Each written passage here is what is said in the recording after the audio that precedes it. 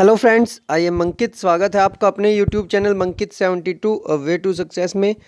Friends देखिए, आप सभी को पता है कि दिल्ली पुलिस कांस्टेबल का जो है टायर 1 का रिजल्ट आ चुका है।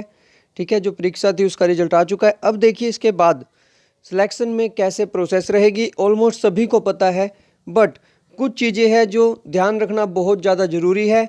उन सभी चीज़ों का आप ध्यान रखिएगा और साथ में जो फाइनल आपकी एक्सपेक्टेड कट ऑफ है उसके बारे में मैं आपको थोड़ी जानकारी दूंगा, और जिन साथियों के मार्क्स कम है, जिनका स्कोर कम है, उनके लिए भी कुछ स्पेशली चीज़ें मैं बताऊंगा।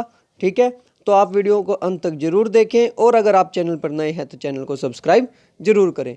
ठीक है, तो चलिए स्टार्ट करते हैं। आपको बताते देखिए, सबसे पहले तो मैं आपको एक चीज़ बता दूं। ठीक है, बाकी सारी चीज़ें हम पहले भी डिस्कस कर चुके हैं।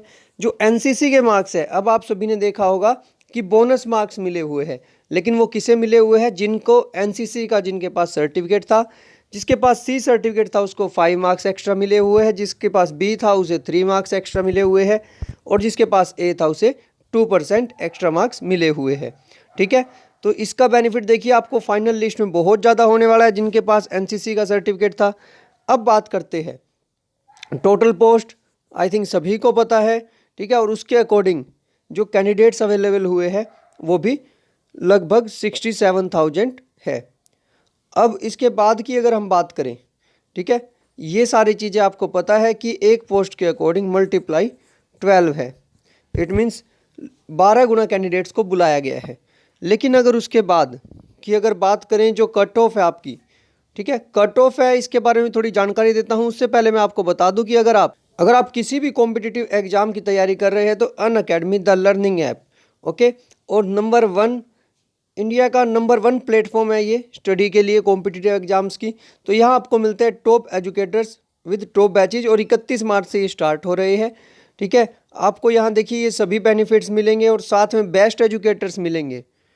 और मैं आपको बता दूं कि अलग अलग बैचेज, एसएस आखिरी पड़ाव एसएससी सीजीएल 31 मार्च से स्टार्ट है। Complete revision batch SSC CGL complete revision batch ये भी 31 मार्च को है। सेट के लिए ब्रह्मास्त्र बैच 31 मार्च, और इसके अलावा भी आपके देखिए लक्ष्य बैच एसएससी एमटीएस के लिए, टारगेट एसएससी जीडी के लिए, ये सभी बैचेज है। और अगर आप कोई भी देखिए एवरी संडे यहाँ कॉम्बैट होता है 12 बजे। अगर आप कोई भी सब्सक्रिप्शन लेना चाहते हैं या कोई भी फ्री लाइव क्लासेस देखना चाहते हैं तो मैं खुद अनअकैडमी टीच करता हूं, और आप मेरा ये कोड है जो मंकित 72, ठीक है, ये यूज कर सकते हैं और आपको 10% डिस्काउंट मिलेगा। ठीक है, अब बात करते हैं जो हम बात कर रहे थे कट ऑफ की। ठीक है, और देखिए यहाँ आपको दिख रहा होगा कि आफ्टर नॉर्मलाइजेशन जो ये स्कोर है कांस्टेबल के लिए, जैसे EWS 51, UR के लिए 61, जो ये स्कोर है इसमें बहुत सारी चीज़ें डिपेंड करती है। ठीक है, अगर मान लीजिए 2 कैंडिडेट्स का सेम स्कोर है, मान लीजिए एक कैंडिडेट्स ने अलग शिफ्ट में एग्ज़ाम दिया और दूसरे ने किसी दूसरे में, तो दोनों का अगर 61 स्कोर है तो किसे प्रेफरेंस दी जाएगी बाद में फाइनल लिस्ट में? तो मैं बता दूं वो किस पर बेस्ड होगा, आपका जो पार्ट ए का स्कोर है, पार्ट ए का जो स्कोर है उस पर डिपेंड होगा। ठीक है, उसके बाद पार्ट बी का स्कोर देखा जाएगा। पार्ट ए पार्ट बी क्या है वो आपको पता है, जो आपके सब्जेक्ट्स थे उसके अकॉर्डिंग आपको इसको कन्वर्ट किया गया था। और जिस भी साथी के देखिए अगर कट ऑफ से अगर आपके +5 मार्क्स भी आ रहे हैं, +5 मार्क्स आ रहे हैं, तो भी आप बिल्कुल टेंशन फ्री रहिए, आपका फाइनल सिलेक्शन होने के चांसेज है। कैसे, ये मैं आपको बता देता हूँ।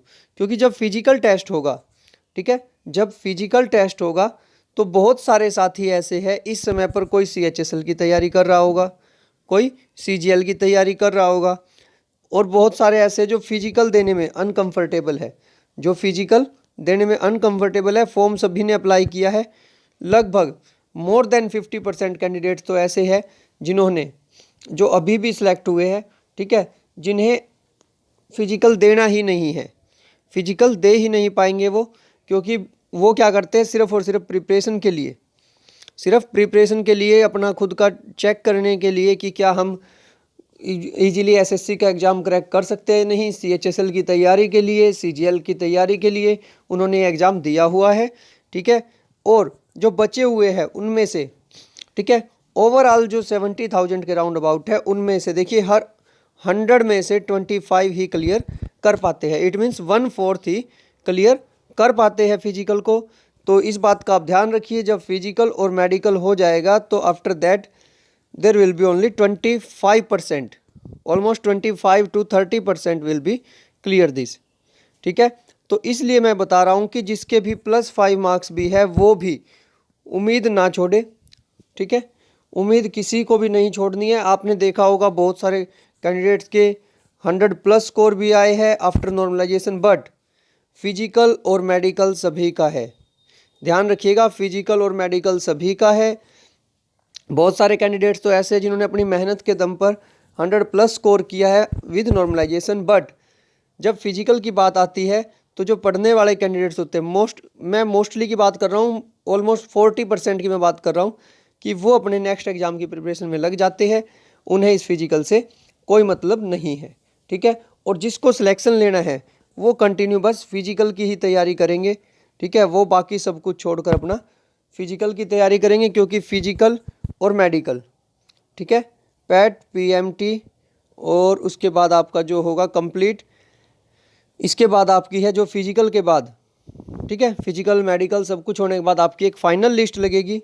ठीक है, फाइनल लिस्ट आपकी रहेगी, उसी पर सब कुछ बेस्ड है।